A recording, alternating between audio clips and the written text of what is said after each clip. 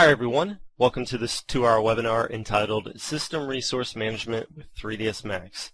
My name is Brian Smith and I will be the instructor for this presentation, which is being hosted by CG School. For classes, free training, and numerous free resources, visit www.thecgschool.com. This is a live interactive presentation with about 24 viewers participating. For those of you watching live, if you have any question at some point during the presentation, simply type your question into the interface field labeled question, and I will do my best to answer your question in a timely manner. We have plenty of time, so if you have a question, feel free to ask. You can also wait until the end of the 2 hours, at which time I will entertain additional questions for anyone that still has questions to ask. Throughout the presentation, I will be asking you, the viewer, questions about the material.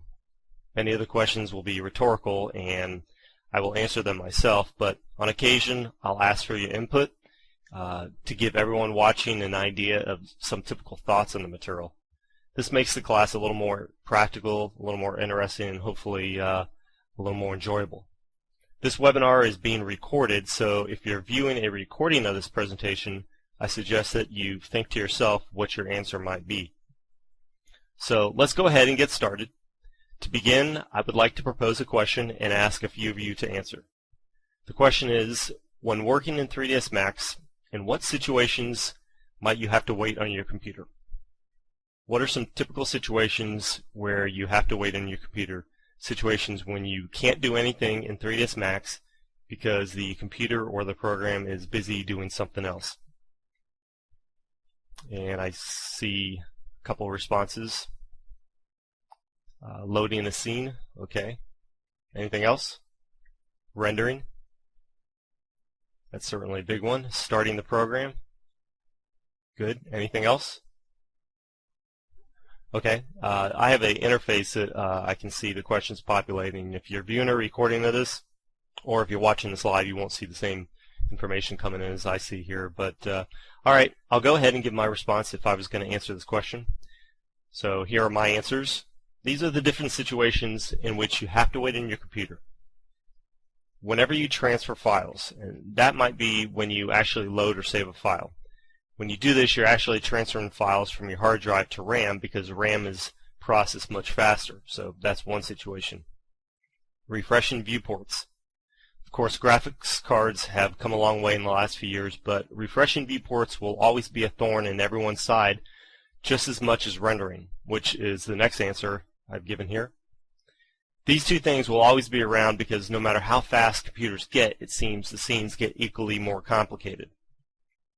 Next is computing. This is the time when 3ds Max is talking to the computer processors and trying to figure out a solution to whatever command you're trying to execute. And the last one is rebooting or restarting. Whenever you don't know how to use Max, whenever you don't use your system resources wisely, you run the risk of crashing Max, which is why I've listed it here. That's another situation when you're waiting on your computer and you can't do anything in Max when it's crashing or when your computer's locked up. So those are the different situations. Someday when computers are powerful enough, you may never have to worry about how complex your scenes become, but for the foreseeable future, you should employ practices and procedures that keep wait times to a minimum. Most of the time 3ds Max is waiting on the user for input, but for each of these situations we're forced to spend at least some time waiting on 3ds Max and our computers, depending largely on how we manage our scenes. So what are the attributes of a scene that affect each of these situations, and what can you do to minimize your wait time during each? So with that out of the way, let's look at the agenda for this presentation.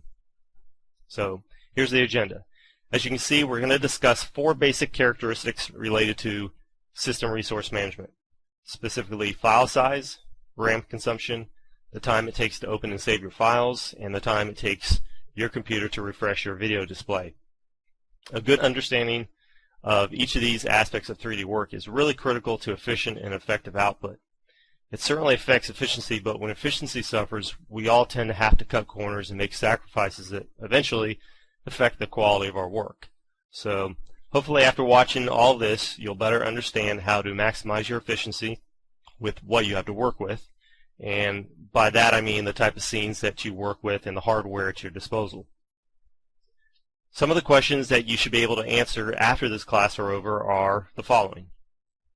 What happens to the operands when you build a compound object and the final object is created? Compound objects being objects which are created from two or more objects. Two different splines used to create a loft, for example. What has a greater impact on file size, the total vertex count or the total polygon count? Should you be using copies, xrefs, proxies, instances? Which should you use and why? Do modifiers increase file size and or memory consumption? Why or why not? Should you collapse objects or leave them alone? Leave them with their modifier stack intact. And should objects be attached to each other or left as is? So these are some of the questions that I hope you'll be able to answer after watching this presentation.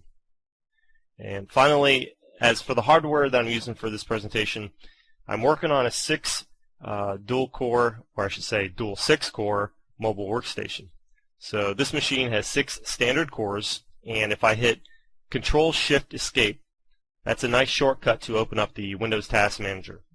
Shift-Control-Escape opens up Task Manager. And you can see I've got 12 cores here.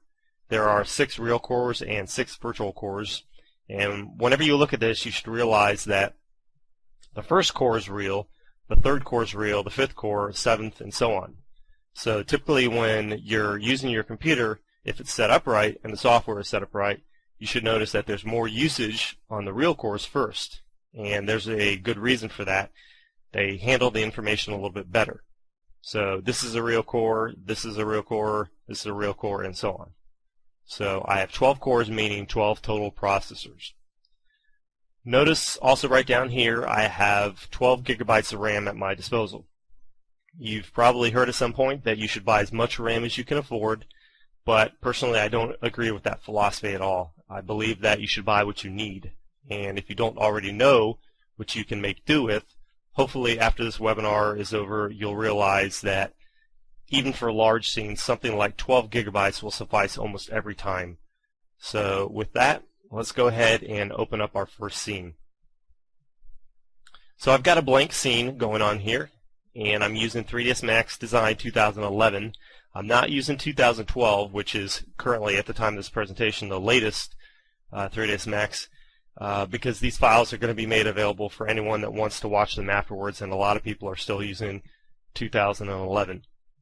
As far as future releases of 3ds Max, the vast majority of what I'm presenting here is going to be completely applicable, I believe, in my opinion, for several years.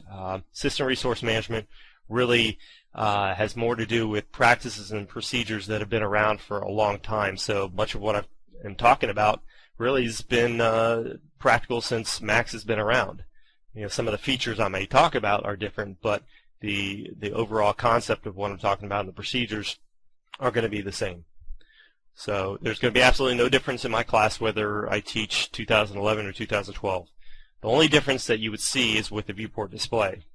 In 2012 they've incorporated ambient occlusion, some adaptive degradation improvements, and some really nice improvements to viewport shadows.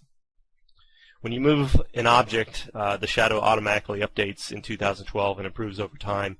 So those are some aspects of the differences you would see if you were using 2012. But we're using 2011, and that's fine for everything that we're going to be covering here today. So I want to start by creating a blank scene. I've got nothing in the scene at all, and I'm going to call the scene empty and save it, just a blank empty scene. And I want to look at what the file size of the scene is when it's saved. As you can see, it's 168 kilobytes. A blank empty scene is 168 kilobytes, at least in 2011. No big deal, right? Now let's go ahead and create a simple object, a teapot. And I want to turn on Polygon Counter. I can hit the shortcut 7, keyboard shortcut 7, to turn on Polygon Counter, and I can also access this feature through the Statistics tab of the Viewport Configuration menu. And I want to go into Statistics tab to access the Total Plus Selection option. This isn't on by default, but I wish it was. When you enable this, you're able to see the total polygon counts within your scene and the total for each individual object.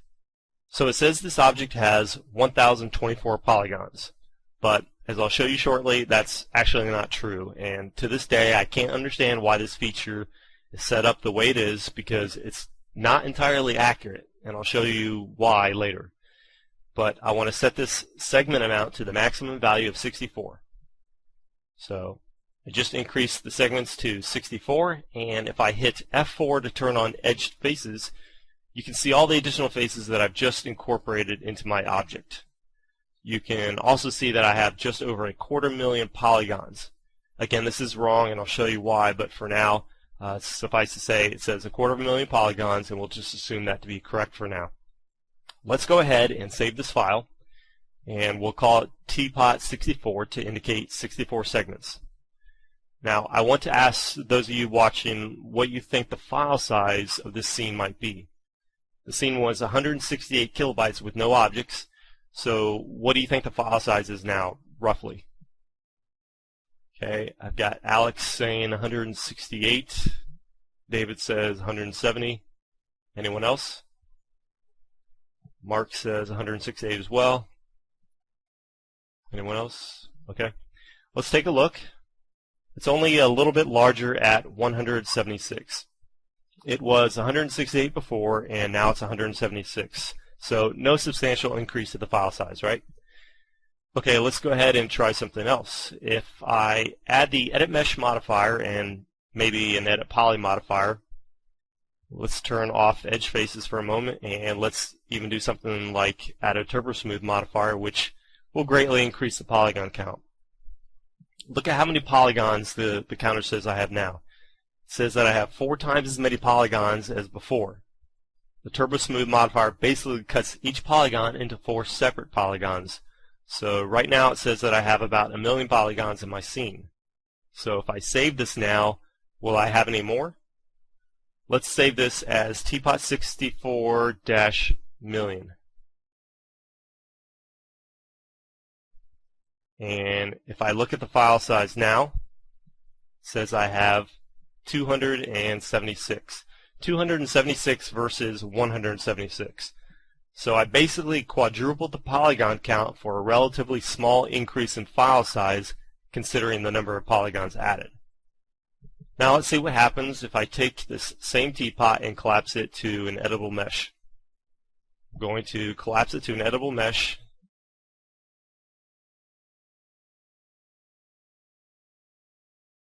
And save it again.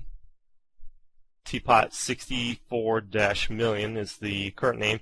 Let's just call it teapot million right now because it's got 1 million polygons. Teapot million collapsed. Anyone got any ideas what the file size might be now? It doesn't have to be exact, but just some thoughts out there. I'm seeing 1 megabyte, 10 megabytes, 500 kilobytes. Anything else? All right. So if I look at the file size now, it says 44 million. So it increased from 276 kilobytes to 44 million. Why is that? Why did that happen? Well, there's a very specific reason why that happened. If I go into the edit mesh modifier and look at an individual vertex, I'm going to have to zoom in really close to do this, just to show you what I'm going to show. I can select an individual vertex, right-click, and select Move, or right-click the Move Transform in the main toolbar, and open up the Move Transform type-in. You'll see that each one of these vertices has the individual XYZ value for the position of the vertex. You would also see this with each of the sub-objects, segment, polygon. They all have an XYZ value. They also have an XYZ value for rotate and scale. So there's an incredible amount of information stored in this object right now. Before, everything was stored parametrically. The shape and design of the object was governed by algorithms. So I'll delete this again and create another teapot. The view of this teapot is governed strictly by algorithms. The shape is governed by algorithms. And you would see the same sort of thing if you were looking at other objects, other parametric objects, for example, AEC extended. I would never use AEC extended, but if you did, you would see the same sort of thing here. This is a parametric object, so the display will be governed by parameters. And the parameters are found right here. So I can increase the height of the tree. I can increase the density of the leaves or decrease the density. I can get rid of leaves and so on. So there's a lot of different options here. Notice that it's not even registering on the Polygon Counter, and it won't until I do something like add the Edit Mesh modifier, because until I do that, it doesn't know how to count the polygons in this object. So just to give you an idea of the difference between parametric objects and non-parametric objects. Now let's go back one more time, make a teapot, and give it 64 segments. Let's add the Edit Mesh modifier. Let's take a few of these vertices and just scatter them in different directions. I'm going to go into Vertex Subobject mode, take some of the vertices on the front of the teapot, push them this way, take a few more, push them this way, a few more vertices, push them this way, and so on. So what kind of file size will I have now? Will I have the low file size that I had before, a couple hundred kilobytes? Will I have a couple hundred megabytes? Will I have 50 megabytes? Let's take a look. I need to save this first. Let's call this teapot edit mesh added and then modified. So I've added an edit mesh modifier, and then I've modified slightly the vertices in that modifier. Let's look at the file size. File size is 1.39 megabytes. 1.39 megabytes. It's still a parametric object. I can still turn off this edit mesh modifier. I can even delete it and go back to the original object. If I delete this edit mesh modifier, the object is still everything it was before, just a simple parametric object. If I turn the edit mesh modifier on, you can see the changes that are made. Now if I right-click, collapse, convert to an editable mesh again, save it again, edit mesh modified, collapsed, and look at the file size again, 11.2 megabytes. So if you take a 64 segment teapot, which would give it 262,000 polygons, as it says here, when it's collapsed, you're going to get 11.2 megabytes every time, because there's a certain amount of information that has to be stored with this. Now, if I add another edit mesh modifier and keep making adjustments like just pushing around some vertices, I still have that original 11 megabyte teapot sitting in the base, but I'm also adding to it some additional information.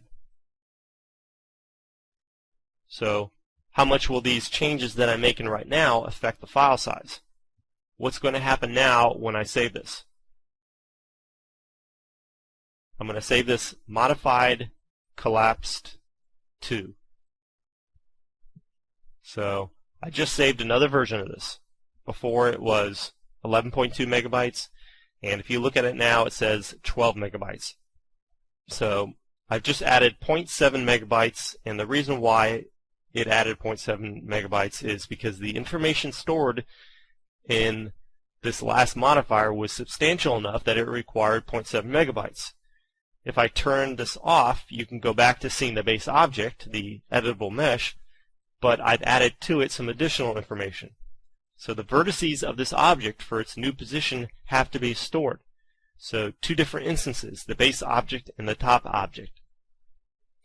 Now if I collapse this object back down to an editable mesh, save it one more time, let's call this version 3, then I should go back to the 11.2 megabytes I had before. There you go, 11.2 megabytes. It'll always be 11.2 megabytes with a teapot with this many polygons and this many vertices. Anybody have any questions about this at this point? Any questions about collapsing objects? Okay. Alex is asking, this problem only for storage or rendering too?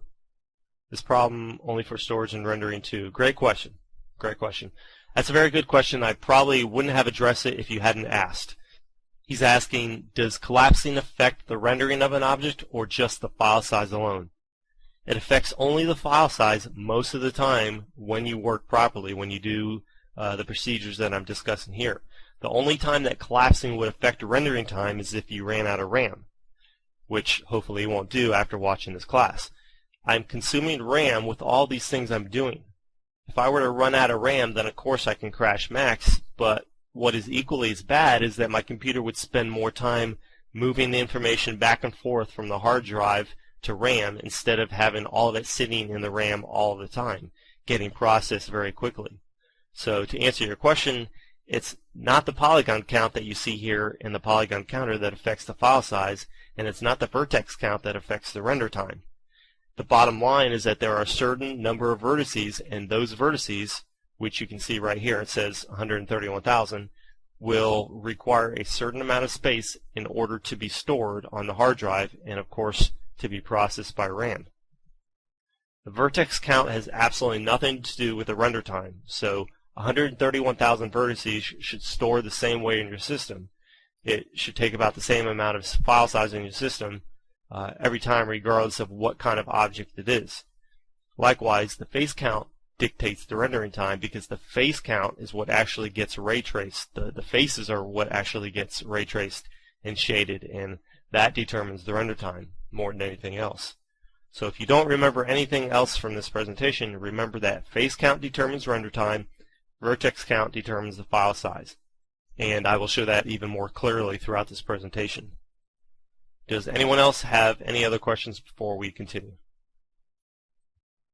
Okay, no other questions? Let's reset this Max scene.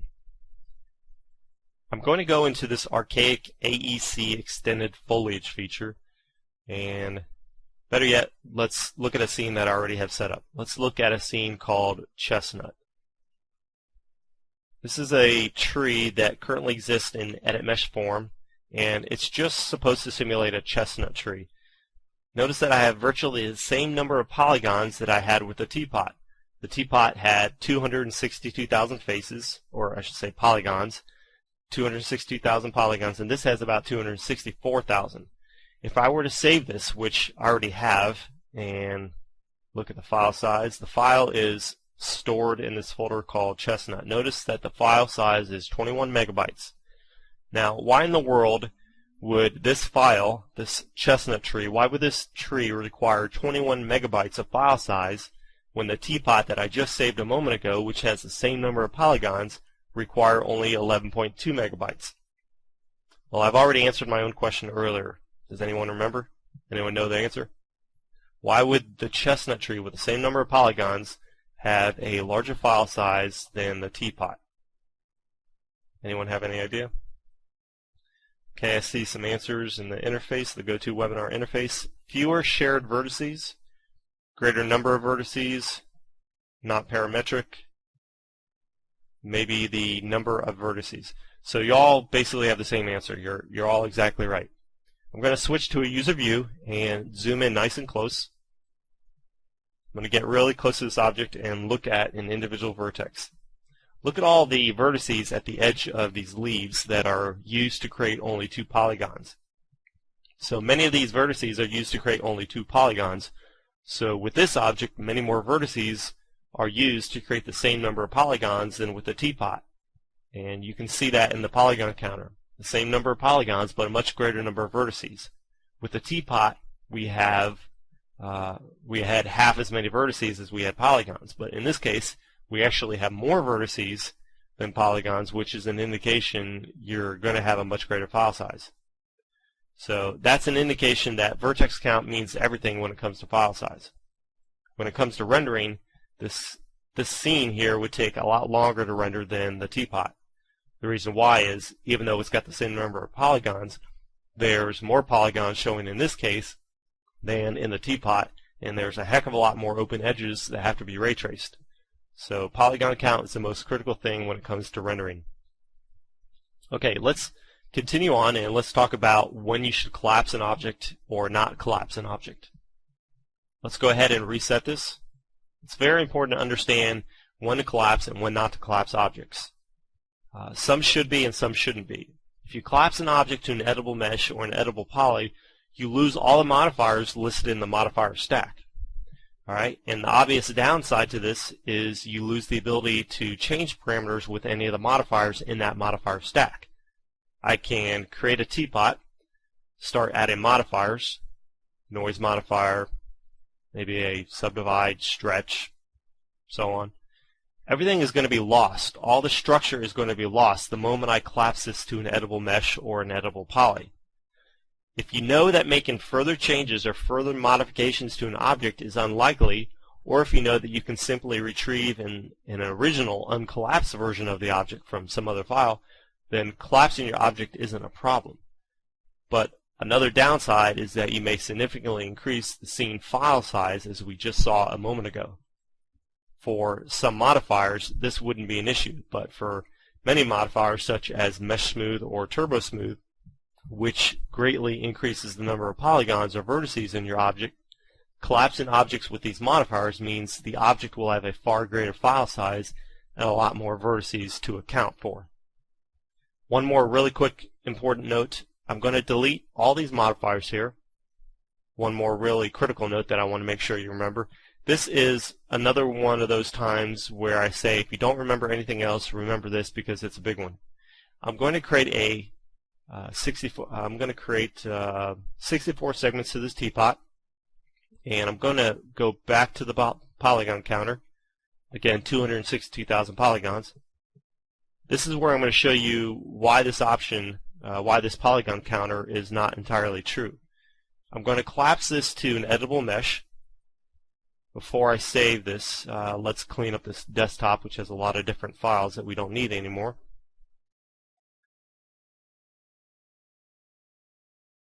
Let's save this file, call it teapot edit mesh.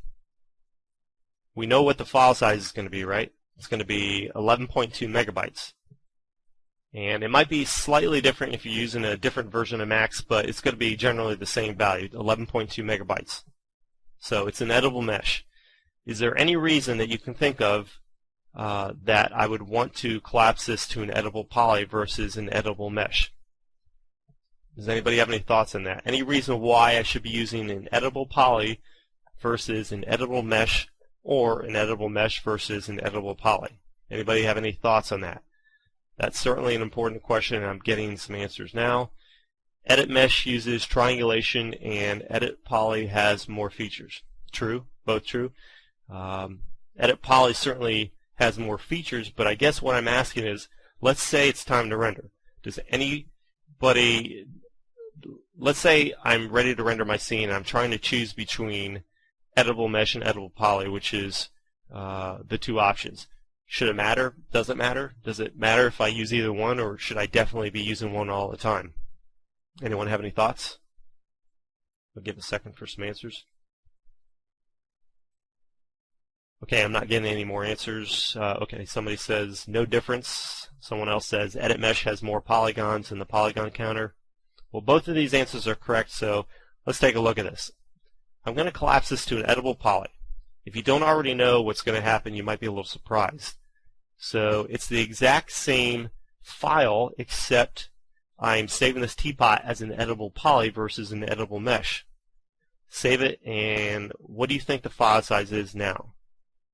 Before, of course, it was 11.2, and now it just increased a whopping 66% to 18.6 megabytes. A huge increase for absolutely no change in the display. No change in the rendering, no change in anything that would affect the rendered output other than the fact that it's a much larger file size and could take a lot longer to render if RAM became an issue. It will consume more RAM, and it will be harder to render if you run out of RAM and information is having to be pushed back and forth unnecessarily between the hard drive and RAM. Short of that, it won't affect the render time at all since it has the same number of polygons, or does it? Notice the Polygon Counter says now it has 131,000 polygons. Do you remember how just a moment ago it was saying 262,000 polygons with this same teapot? As I mentioned before, the Polygon Counter doesn't always tell the truth, like now. When I had this object as an editable mesh, it really wasn't 262,000 polygons that it was displaying. It was displaying 262,000 faces. Big difference. Right now it's correct. It says 131,000 polygons, and that's exactly what the object has. So each polygon is made up of 2 faces. So the point I'm trying to make is, if you're finished working on an object and you want to collapse it, always collapse your objects as editable mesh. Compared to the editable poly, you reduce the file size and RAM consumption. So about the polygon counter, this is not entirely accurate. I'm going to delete this teapot, go back to a smaller version with 8 segments, and look at this a little more closely.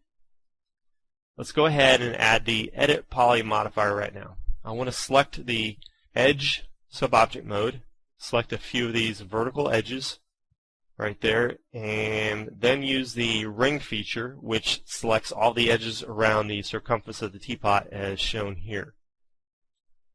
I don't want to delete these edges, which would delete the faces. Rather, I just want to remove the edges. Notice that when I remove them, it changes the look of the object in the viewport. Is it going to look any different when I render? Let's put it back the way it was and render. There's my teapot as is. Okay, so pretty decent looking teapot. Let's click the remove option. So clearly in the viewport it looks like something dramatic has happened, but if I render again, notice that it's the exact same teapot. No change whatsoever. I can remove tons and tons of edges in here and not have any effect on the object, because if I go to Vertex Subobject mode, you'll see I still have all these original vertices. I haven't removed any vertices. All I've done is reduce the polygon count. So as you can see, the polygon count does not have any effect on the file size. I have the same number of vertices, and it will take the same amount of space to save this file. I said before, the face count is most critical to rendering. You can see that again here. I've reduced the number of polygons, but clearly I still have the same number of faces. And so that's not going to change. My rendering time is not going to change. If I go back to add the Edit Mesh modifier and go to Face Subobject mode, you can see I still have all these faces. So it takes the exact same amount of time to render. So to answer the question that was posed before as, does polygon count affect render time? Yes and no. It has a much greater impact on the rendering time than vertex count does, but as you can see, just removing polygons doesn't mean I'm going to reduce the time it takes to render. So as long as you understand what I'm saying and understand the stuff going on behind the scenes, then you should be able to handle situations as they present themselves and know how to handle each and every object. A couple of people are asking some questions.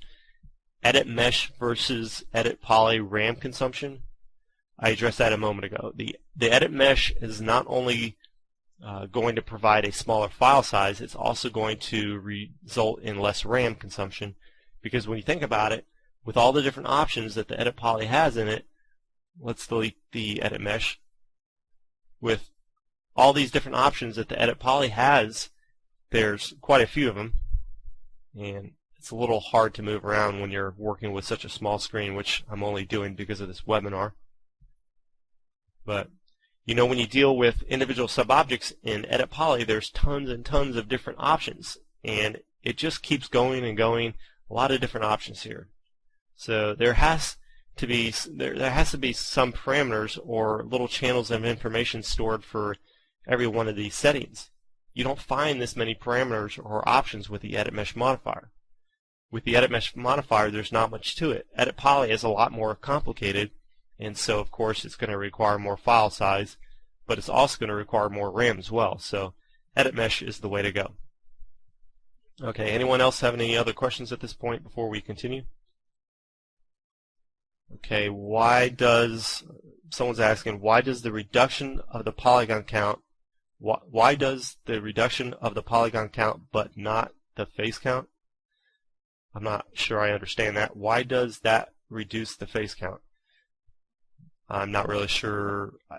I think what you mean is are you asking why does removing the edges change the face count? I'm not sure if that's what you're asking, but when you're using the Edit Mesh modifier versus the Edit Poly modifier, you're going to have the same number of faces. If I go into Edit Poly, Segment Subobject mode, select some of these segments, not delete but remove, if I can find it. Remove edges. It's not going to change the face count, which I would see once I add that edit mesh modifier again. I have to add an edit mesh modifier to see the faces because I can't go into face subobject mode with the edit poly modifier. I have to do it through edit mesh. So I haven't removed any faces. I'm not changing the face count. I'm only changing the polygon count, which in this case would not affect the render time because I still have the same number of faces. Face count more than polygon count is what really affects render time because it's the faces that get ray traced.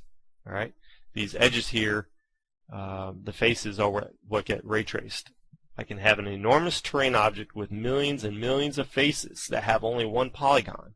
It could still take a very long time to render. It would still take a very long time to render because it's the face count that matters.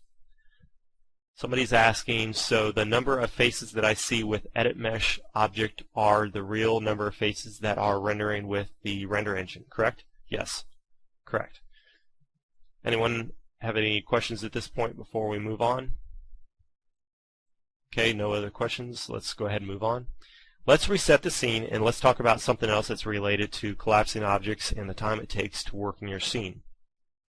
One not so obvious advantage to collapsing objects is the reduction in load time, or the time it takes to load a scene. Going back one more time to a teapot. Again, these are real simple objects. We'll get a little more complicated in the second hour, but we really need to focus on simple objects at this point. Going back to the teapot, if I have a simple teapot with 4 segments and save this file, we'll call it teapot simple, I'm going to reset max and reload that file. Alright, teapot simple. Watch how quickly it loads.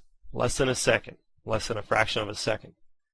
Now I'm going to take that same teapot and add the tessellate modifier. Teapot and add the tessellate modifier, which if I turn on edge faces mode, you can see that every polygon gets subdivided a certain number of times.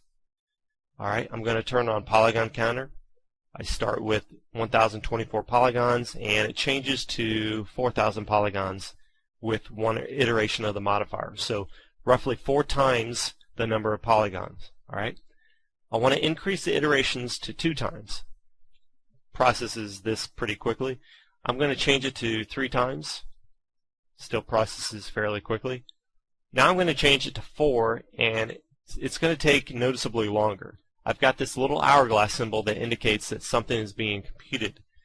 And notice that it has 63,000 polygons, or more importantly, in terms of file size, 32,000 vertices. I want to save this again, alright, and then I want to reset and reopen that same file. The last time I did this, the last time it opened in less than a second.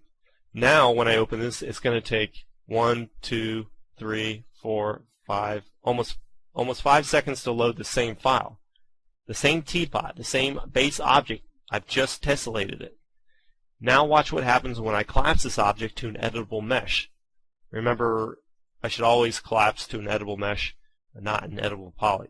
I'm going to save it one more time as teapot simple collapse.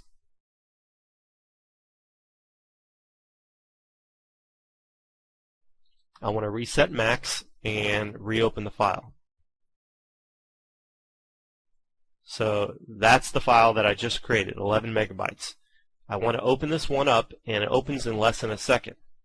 Now, can anyone tell me why the tessellated teapot, which has the same number of polygons, the same number of vertices, same structure, it looks exactly the same, why it would take any longer to open up than this version of the teapot that's just an editable mesh collapsed?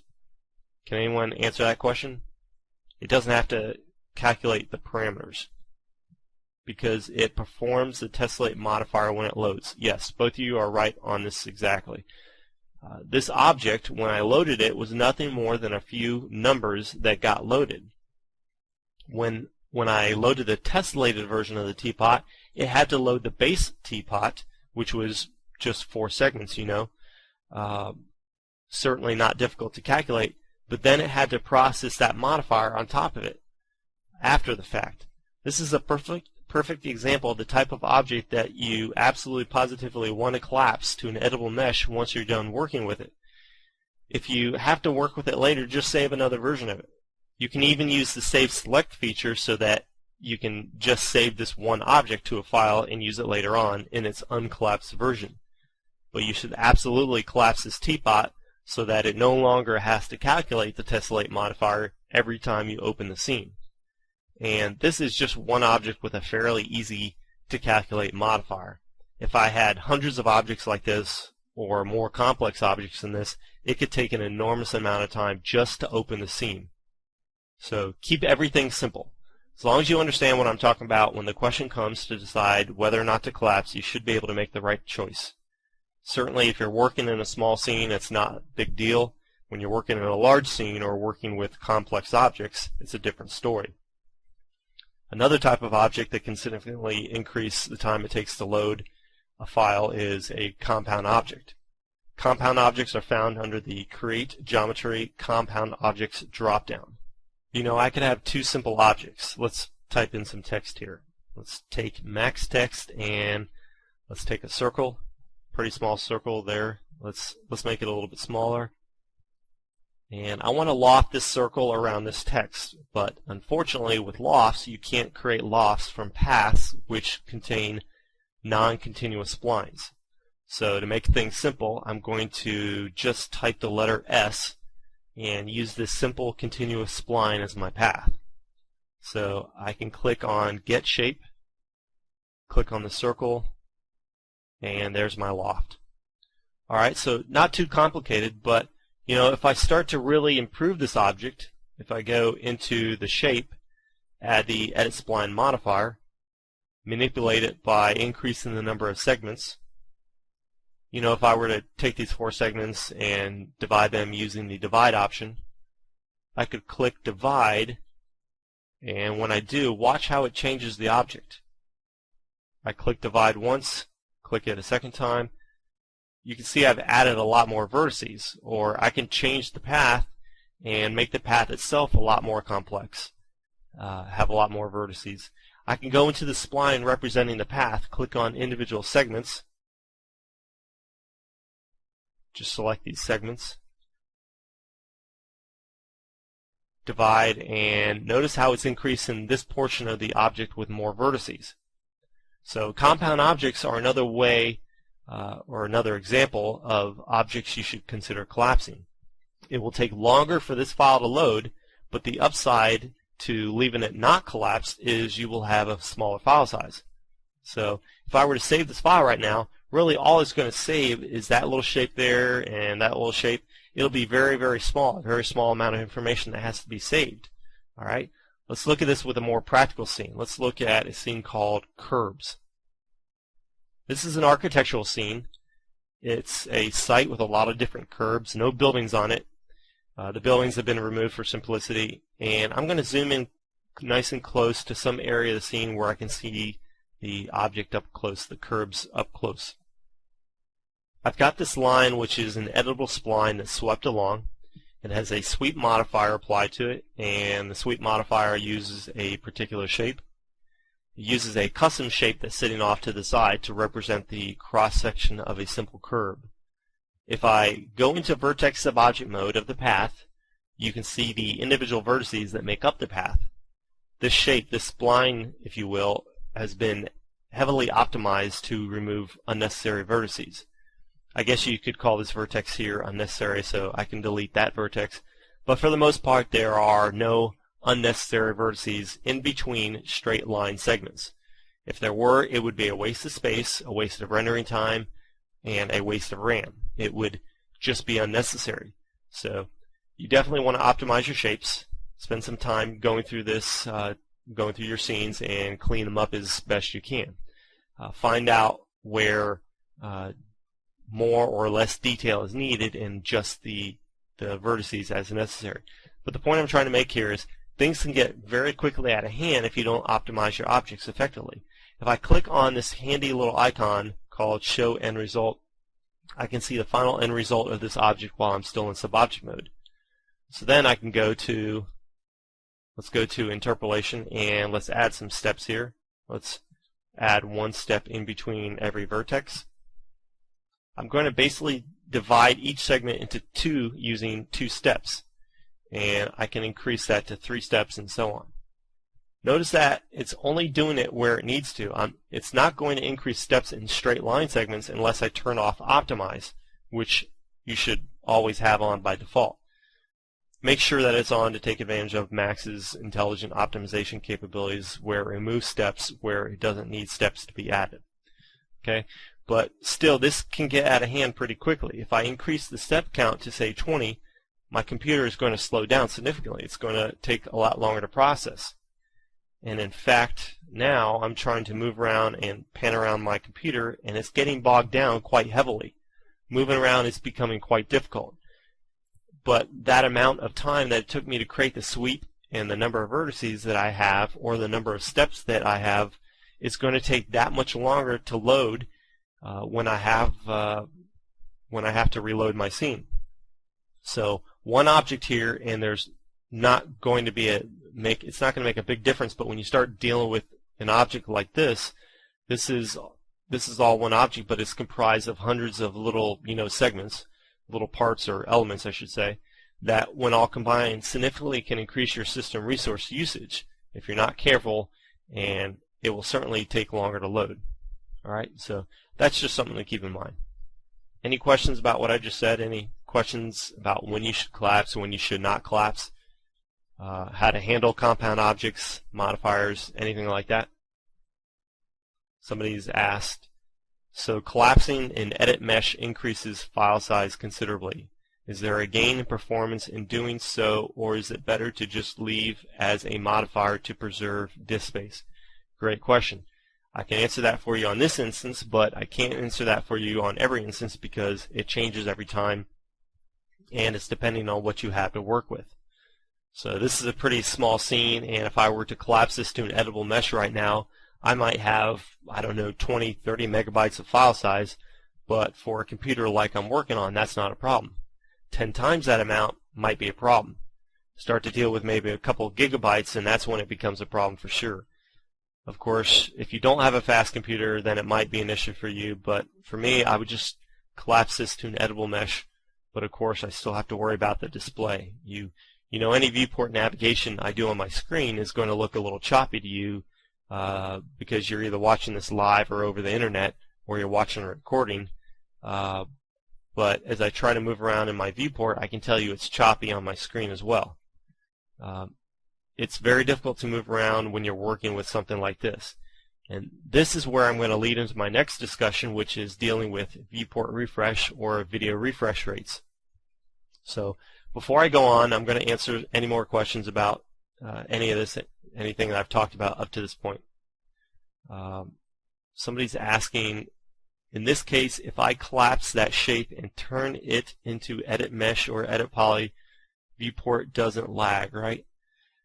No, it's still going to lag. The viewport refresh has nothing to do with whether or not I have this object collapsed, because this object is already loaded into RAM, right? The structure for the object is already loaded into RAM. The display is what becomes an issue. I might see a small amount of increase in speed, but for the most part, it's exactly the same, which it's going to be exactly the same. I'm going to try to move around the screen, and it's very choppy to move. I'm trying to pan around, and it's not working any better, even though I just collapsed it to an editable mesh. You can't get around the fact that it's the number of faces that is going to dictate how long it's going to refresh the display or how much lag there's going to be. Notice this option down here. Actually, this is not really an option, it's just a setting. FPS, which stands for frames per second. That indicates the number of frames that Max is able to process per second based on the number of faces that are displayed. So I clearly have a lot of faces in this scene. It says I have 838,000 polygons. I would have to go into face subobject mode, select all the faces to get a true count of the number of faces in the scene. It says the number of faces is 836,000, almost the same as the number of polygons, and that's only because of the way that I built the object itself. But in most cases, you will not have faces be the same as polygons. But you can't get around the fact that so many faces are going to take so long to display, just as it affects render time, it's going to affect a viewport display. So this FPS gives you a great indication of how much burden you're putting on your graphics card. I want to indicate this in another way. Going back to a teapot, let's place it on the left-hand side of the screen, increase the segment count to 64, and then animate it. With the teapot selected, let's enable auto key, move the time slider to the right-hand side, and move the teapot to the right-hand side of the screen so that it becomes animated from left to right. Now again, you're either watching a recording or watching this live, so it's going to appear a little bit choppy to you, but it appears perfectly smooth on my screen. If I enable Polygon Counter, notice that it says FPS 300 something, around 300, meaning that it can process 300 frames of this viewport animation per second. I don't have 300 frames.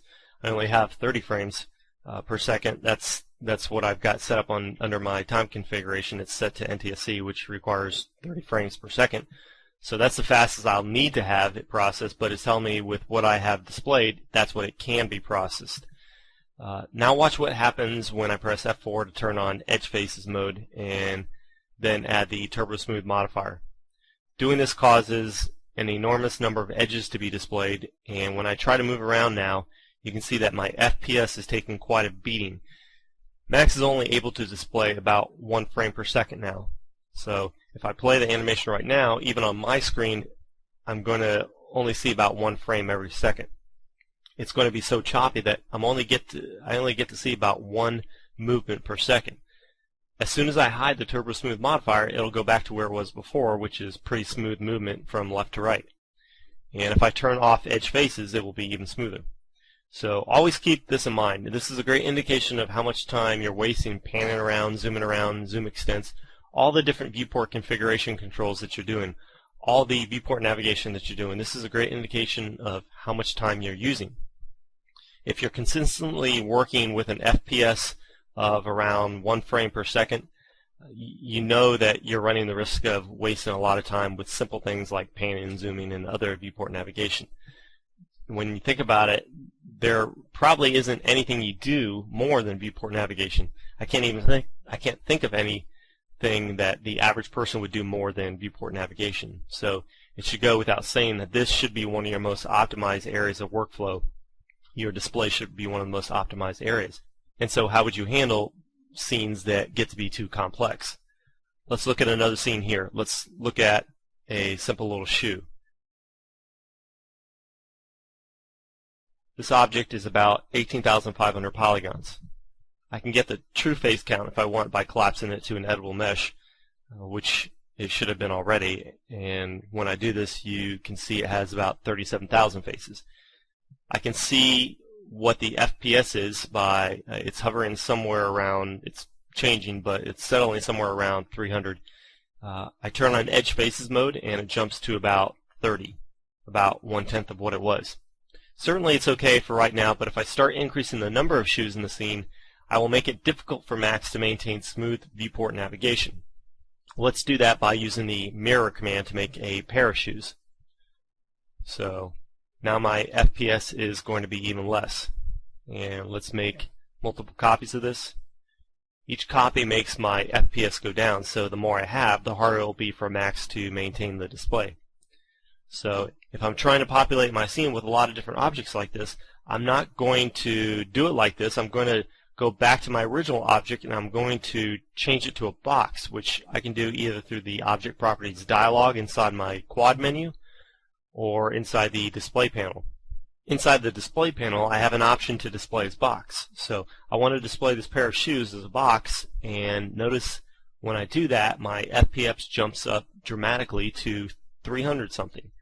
Now I can pan around, move around my viewport, no problem, and it can refresh quite easily.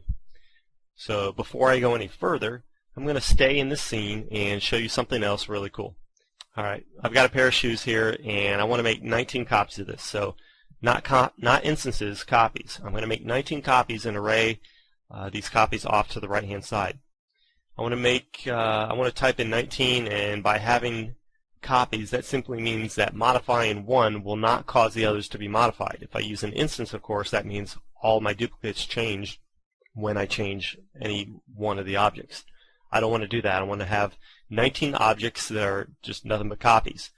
Notice when I do this, it takes a significant amount of time. This is a pretty fast computer, but it's still taking a significant amount of time. I got the old hourglass showing here, and whenever I have this hourglass showing for any substantial amount of time, I want to keep an eye on Windows Task Manager. So I want to hit that shortcut I mentioned before, Control-Shift-Escape. That opens up Windows Task Manager, and that clues me into some pretty important information. I want to look at Windows Task Manager whenever my computer has to work really hard, whenever I get that hourglass. I want to make sure that I don't run out of RAM, and I want to make sure that I'm not doing something that I shouldn't. I have 12 gigabytes of RAM on this machine. I only have just over 5 gigabytes left because I currently am using almost 7 gigabytes. 7 gigabytes of information just to create these 400 pairs of shoes. I'm working now with 30 million polygons and 14 million vertices, so this is going to be a pretty large file. If I try to save this right now, I'm not really sure what file size I'll have, but it's going to be in the hundreds of megabytes, and I'm not going to worry about saving it right now. I can still move freely about my scene, pan around, zoom, because I'm using boxes. So my FPS is still pretty high. It's way above 30, so I have plenty of maneuverability. So that was one thing I wanted to show you, but an even more important issue at this point is RAM consumption. I want to get into RAM consumption because as important as anything I've discussed, this has got to be up there with the most important things that I'll be covering today in this class. I want to delete everything in the scene but this first row, and then I want to attach these pairs of shoes together, all 20 shoes together, all 20 pairs. Let's collapse this first pair of shoes to an editable mesh because it contains the mirror modifier, and I don't want that. Let's attach all these other 19 pairs using the attach list feature. I'm simply taking all these shoes, all 20 pairs of shoes, and then combining them into one object. Alright, so I've got one object. If I were to go back to Object Properties, disable the Display as Box option, you would see that I have 20 pairs of shoes rather than one object. And I can change it back to a box here under the Display panel. Okay, so I've got 20 pairs of shoes now, and to make 19 more copies of this object to create a total of 400 pairs of shoes, takes a moment to process.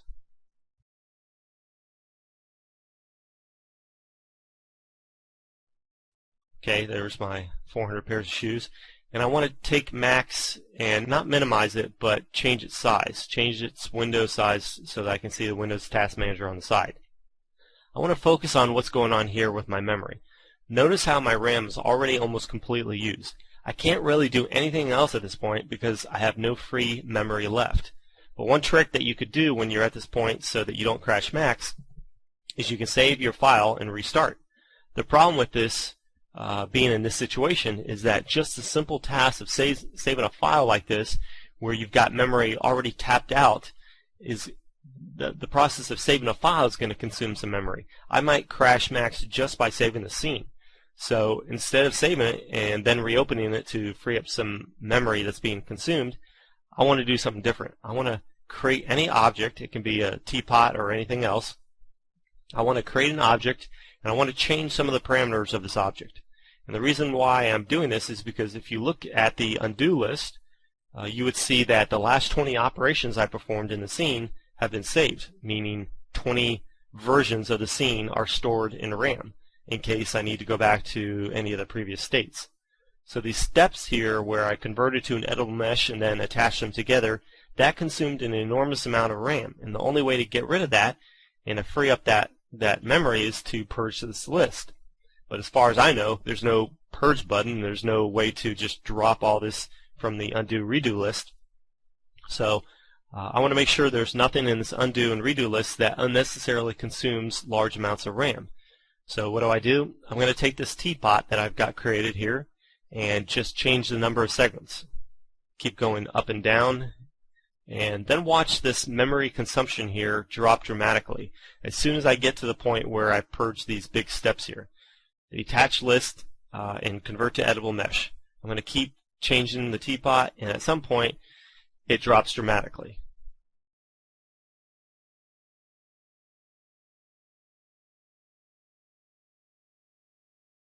I've had a pretty significant drop in RAM, over 2 gigabytes, and it's because I've got nothing but the last 20 steps of this teapot's existence stored, which takes very little memory compared to the 20 previous steps of the shoes that were attached together.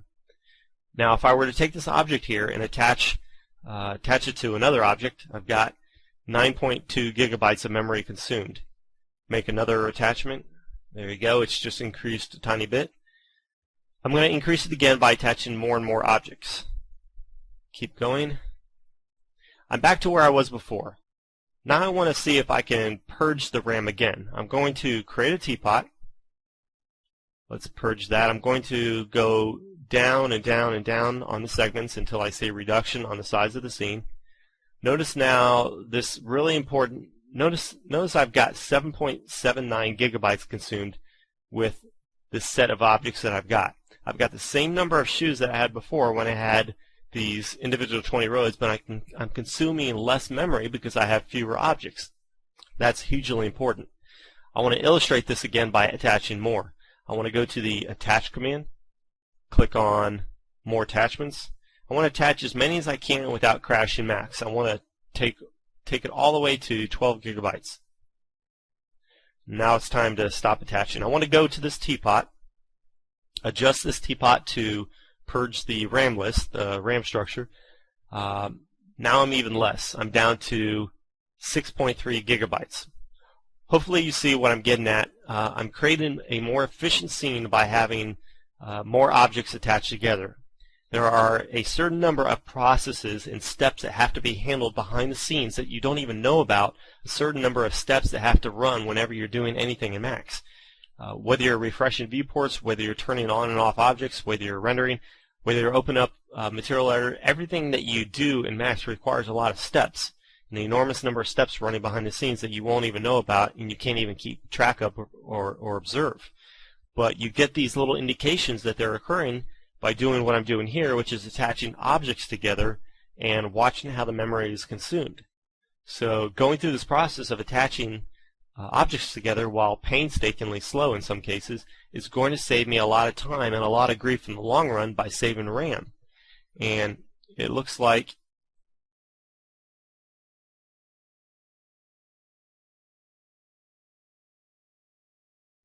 I came close to crashing Max there, so I have to be careful when I'm doing this not to crash. So this is painstakingly slow, but it is absolutely critical to having good, efficient scenes. Now look at the RAM usage. I'm down to 4.5 gigabytes. So I'm going to stop it right there, but if I continued on, I think I could probably get this down to around 2 gigabytes. And that's huge. That's a huge difference between 2 gigabytes and 9 gigabytes, or 9.5 gigabytes that I had before when I had all these rows as separate objects. So my point in showing you all this is you've got to know, looking at a scene, is it time to attach objects? Is it time to leave them separated? Is it time to collapse them or leave the modifier stack as is? I want to show you an image of a scene where, depending on the system that you're working with, you may handle this differently depending on what you have to work with. So I have a building which is completely symmetrical. The left side is exactly the same as the right side. So when I was building this, as I was building it, I was wondering to myself, once I'm done with the one half of the building, should I mirror the building, i.e. should I mirror the one half to create the second half? Should I attach them together? Should I collapse them together? Should I have two separate objects or two separate sets of objects where this is one group of objects and this is another group of objects, where the walls on the left-hand side are instanced to create the walls on the right-hand side? Should I instance them all? Should I copy them and collapse them together? Should I attach them? All these questions I didn't know, and I didn't know until I got to the point where I was ready to render, until the point I was done preparing the scene. There's no right or wrong answer. I guess there's a wrong answer, but the wrong answer would be doing something that crashes Max or causes it to run inefficiently. But it's not always obvious to know how to handle a scene before you get to that point where you have to really start worrying about it. When you first start to build your scenes and your individual objects, none of the stuff that I'm saying really matters. It really matters once you get to the point where you're assembling your scene, when you have to start doing some test renders, when you're having to place everything in one scene so you can work with it and do what you need to do. So just prior to rendering, I honestly didn't remember what I did, but prior to rendering, at some point I had to make several important decisions.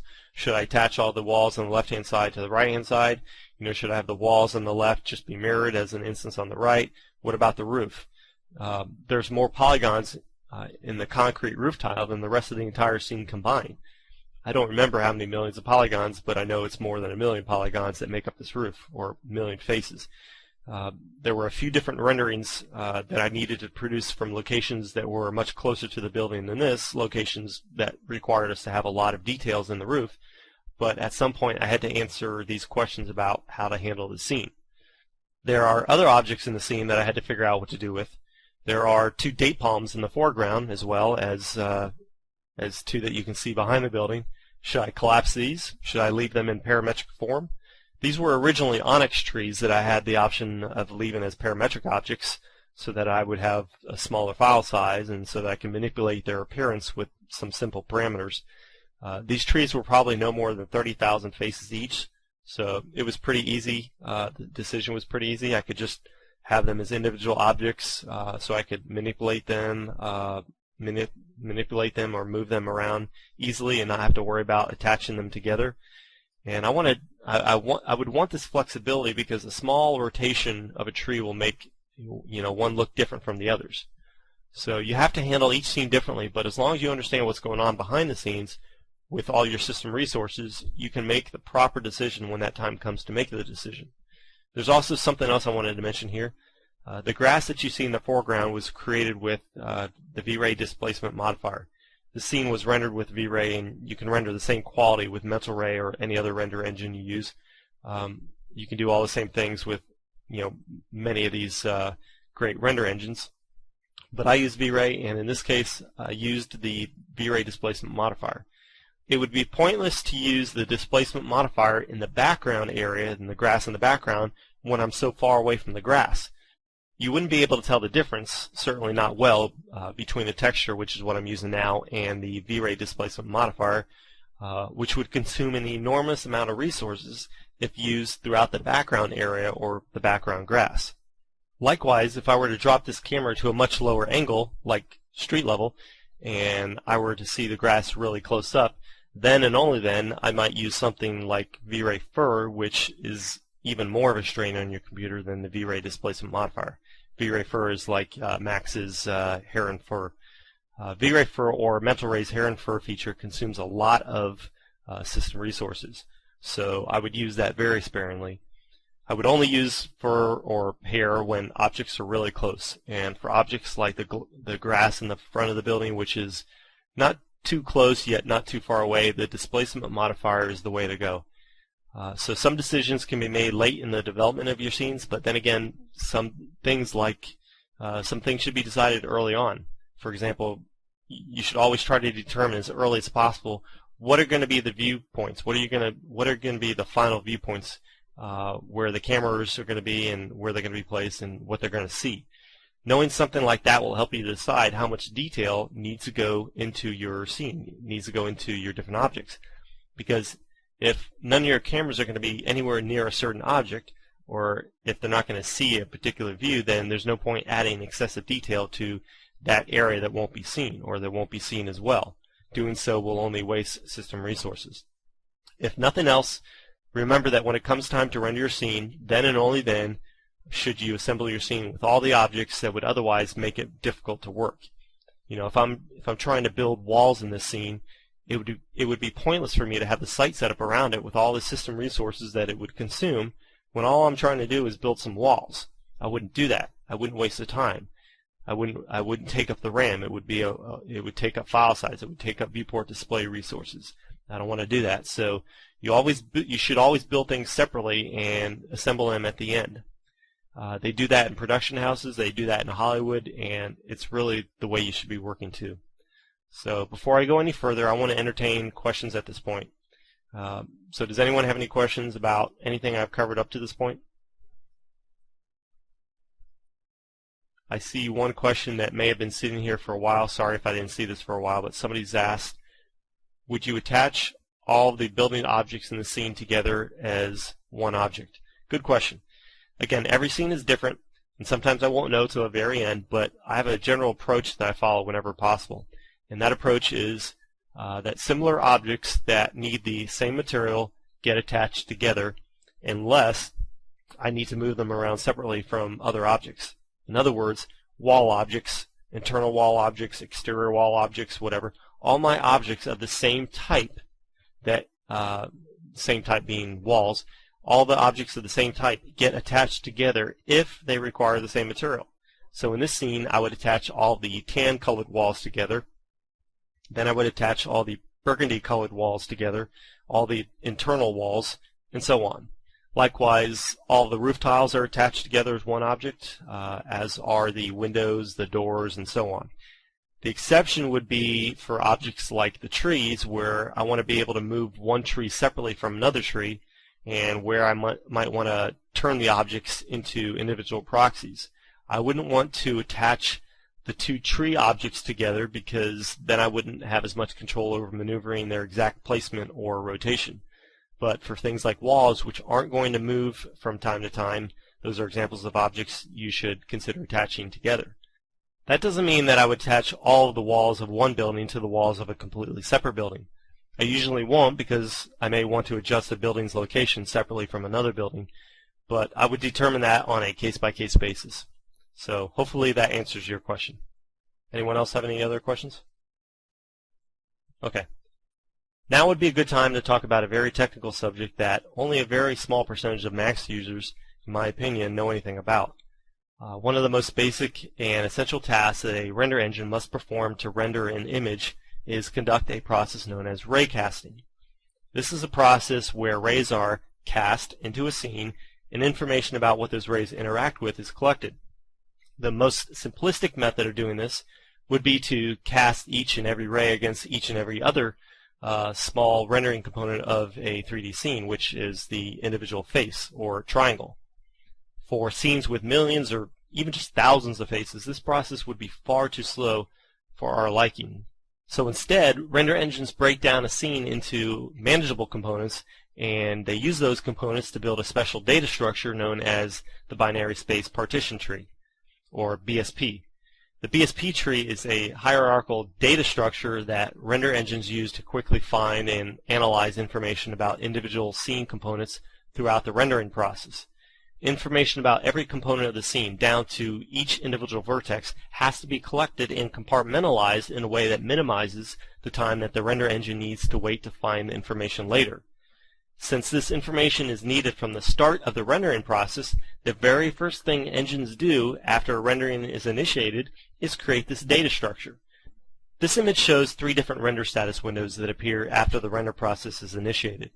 I should mention that I use V-Ray, so if you use something else, you're likely to see something else, but regardless, the BSP is generated before any GI is calculated or any pixels are rendered. In very small scenes, this process could happen so fast you're likely to not even see these windows. So, how is the BSP tree created? The name itself, binary space partition tree, provides a clue as to what it is and how the structure is created. In 2D graphics, the BSP tree starts with an area of space. In 3D graphics, it starts with a volume space. That space is divided or partitioned into 2 or binary parts. Specifically, when you initiate a rendering, a bounding box is placed around your scene, your entire scene, and this box represents the root of the tree and the initial space to be partitioned. All of the faces in a scene are divided into 2 nodes, or spaces. Then each of these 2 nodes are divided into 2 nodes, and each of these nodes are divided into 2 nodes, and so on. The process repeats itself over and over until one of 2 things happens. Until the maximum allowable number of node divisions, or levels, is reached, or until the maximum number of faces allowed to be stored in any node is reached.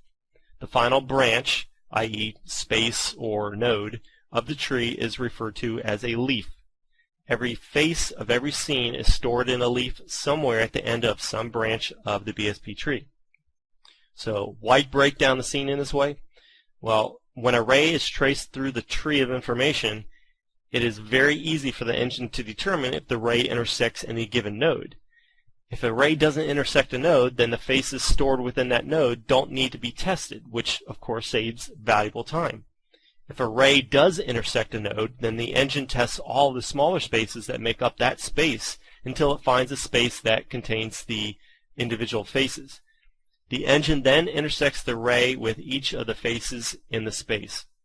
So the image you see here depicts a BSP tree in action on a scene made extremely small, I should say, a very small, simple scene, and it's only to minimize confusion, just to make things simple. The right image shows a 2D version of the BSP tree. There are only 3 faces in the entire scene, just 3 faces, and the root of the BSP tree is the bounding box that surrounds all 3 faces.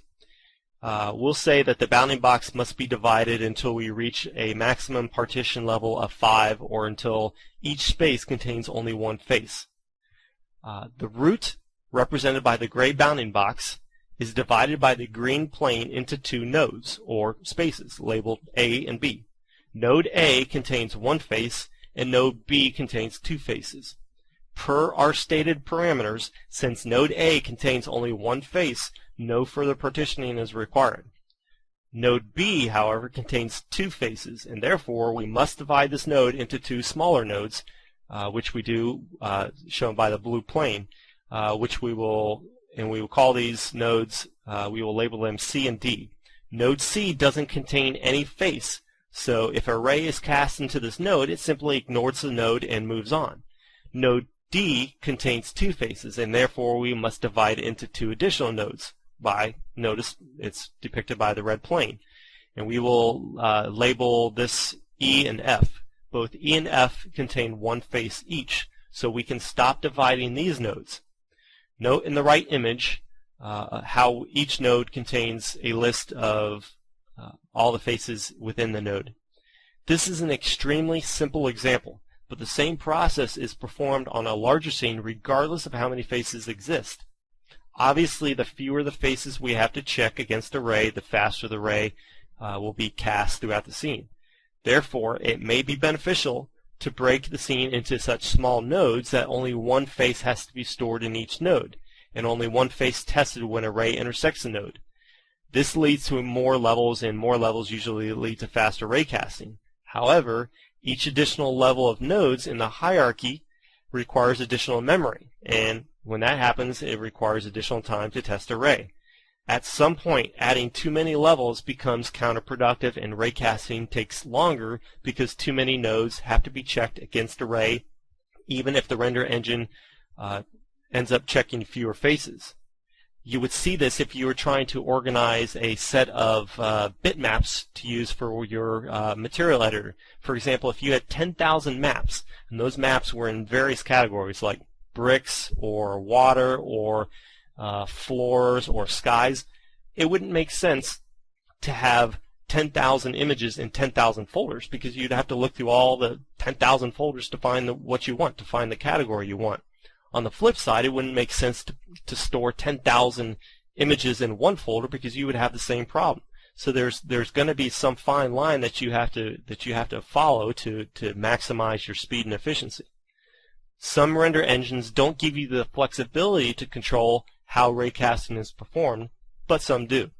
Since I'm a V-Ray user, I'll show you a quick image of the system rollout where the controls are located in V-Ray. But since this is not a V-Ray class, I'm not going to dive into a discussion on how each of these settings work. The videos available through CG School get into these settings for anyone that's interested. Fortunately, in most scenes, you don't have to worry too much about how raycasting works, and the default settings usually produce the fastest possible rendering, or so close to the fastest that it's not worth experimenting to achieve better results. However, for large scenes, this may not be the case, and you can often save a lot of time, a large amount of time, with just a little bit of experimentation. Regardless, the things that I've just discussed on BSP Tree hopefully helps you understand some of the things that we've talked about up to this point. For example, why attaching objects together may save some time and memory. So going back to the agenda for this class, up to this point we've discussed a little of each of the 4 areas on the agenda, but I want I want to finish by covering a few more items related to video refresh rates, and I want to also briefly look at a very large scene and a complex scene and discuss some workflow issues that you might come across in just such a scene. So first, a couple more things about viewport displays. If you're a veteran Max user, you probably know most of these things already, but you never know, you might hear something for the first time. So to begin, if I click on this text at the top of the viewport, I see some of the different rendering levels available inside Max. I see smooth plus highlights, hidden line, wireframe, flat, edge faces. Proper management of rendering levels is very important, and you can set specific rendering levels to be applied to all objects within a viewport, or you can set the rendering levels to individual objects. Through either the display panel or the object properties dialog, I can, for example, disable the display as box feature on a specific object. But I can change this option and all the other options within the object properties dialog box on a by layer basis by clicking the by layer, by object toggle. If I set it to by layer, an object's properties will match whatever its layers are set to through the layer manager. As a matter of preference, I don't ever do that. I don't really use layers in Max. I use the by object option all the time. Regardless, these are important display properties, and I highly suggest making use of some of the features and options here if you are already not doing so. And of course, if you're using Max 2012, as I mentioned earlier, it does come with some nice features, some new features that you don't find in Max 2011. Lighting features and shadow features, ambient occlusion, some of which you can enable, but it's just not set up automatically and it doesn't look as nice. So be careful with some of the features that the new version of Max give you, like automatic ambient occlusion built into your viewports, because while nice to have, those kind of features can significantly slow down your display. And again, always look to your FPS to make sure that your refresh is happening fast enough. Also within the viewport configuration menu, in the rendering method tab, you have an option called Fast View Nth Faces. I use this option a lot on very large scenes. You can't see a difference right now on the shoes because I've set them to display as box. But you also can't see the difference on the teapot because this option only affects objects in wireframe mode. When I set the viewport to wireframe, you can see that what Max is doing is displaying only every fifth face in the scene. So it definitely reduces the strain on your computer when you're using this option on large scenes. On very high polygon objects, it can still be a strain to display with every fifth face, so you can go up to a maximum of 100 as needed. So make sure you use this feature as necessary to keep your viewport navigation efficient. Also, some other simple little things. Make sure you take advantage of the hide by category options to hide cameras, lights, shapes, and all these things that can really bog down your display. They won't have any effect on your render time, but if you're waiting on your display to refresh, you're wasting time. So when you're working in your scene and you don't need to adjust your lights, turn off the display of the lights in the viewports. The lights will still be on and still affect the rendering, they just won't be visible in your viewport. This not only reduces the strain on your graphics card, it makes working with all the other objects in your viewports a little easier. So turn off the display of all these different categories of objects to make your workflow a little more efficient. Okay, for the last section of this presentation, I want to open up a really complex scene called Japanese Scene, made by our good friends at Catapult, one of the best 3D visualization firms I've ever worked with. And while the scene is loading, I want to open up an image of what the scene looks like when rendered. This image is the file I'm loading, and it's taken a moment because it's an extremely large file, 582 megabytes to be exact. And let me make the disclaimer that since I didn't create this file, and since Catapult uses their own workflow methods, some of what you see will contradict what I've been talking about. They have an army of powerful computers in-house at their disposal, and so they don't feel the same kind of burden that most Max users feel when working on large scenes, and they don't feel the need to do all the same things that I'm discussing here. So the first thing I noticed when I opened this compared to the image that we just saw a moment ago is there are no background objects. The mountains aren't there, the lake is not there, and part of that, the reason for part of that is a lot of the objects are turned off. I will turn off some of the objects in just a moment. There are an enormous number of objects that are turned off, and that's to facilitate setting up cameras, moving around the scene properly. As it is, the scene has got a lot to it.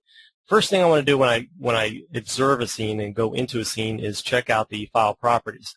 So if I go to the far left menu and click on properties down at the bottom, I can go to file properties and then contents to get a general overall picture of what's going on in the scene.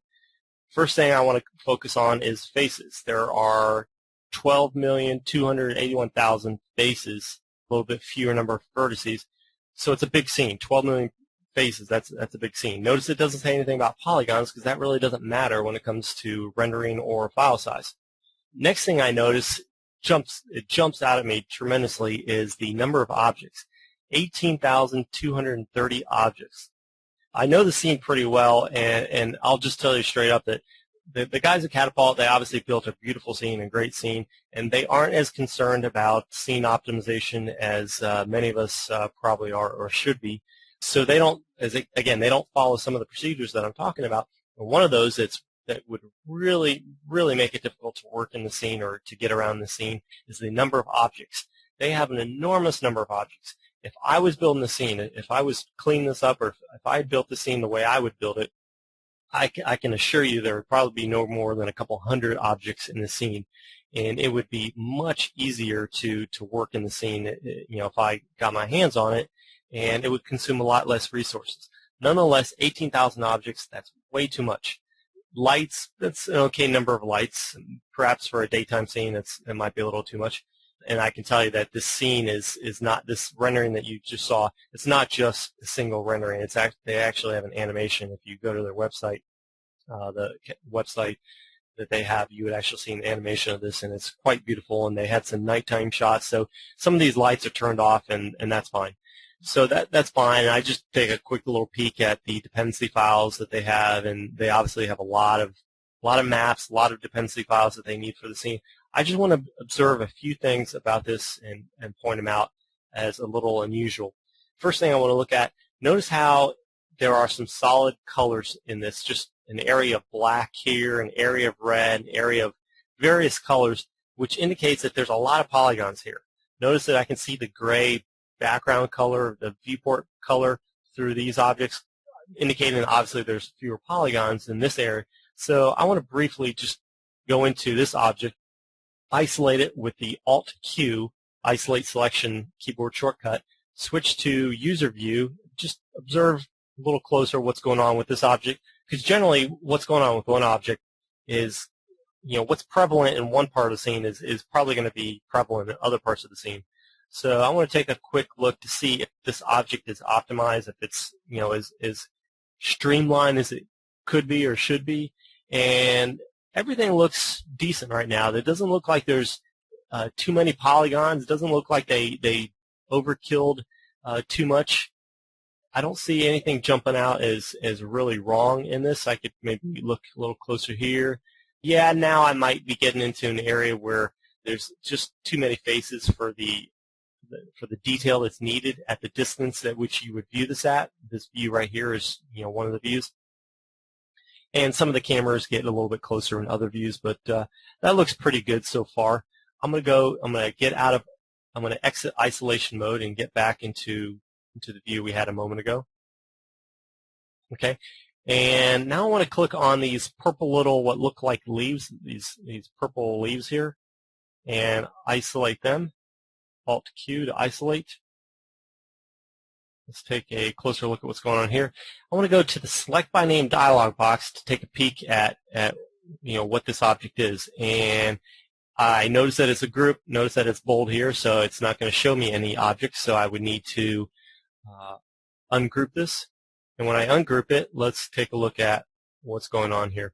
Notice that it looks like there's a lot of objects that make up this, and I can tell because of all these UCS gizmos, UCS coordinates that are for each object.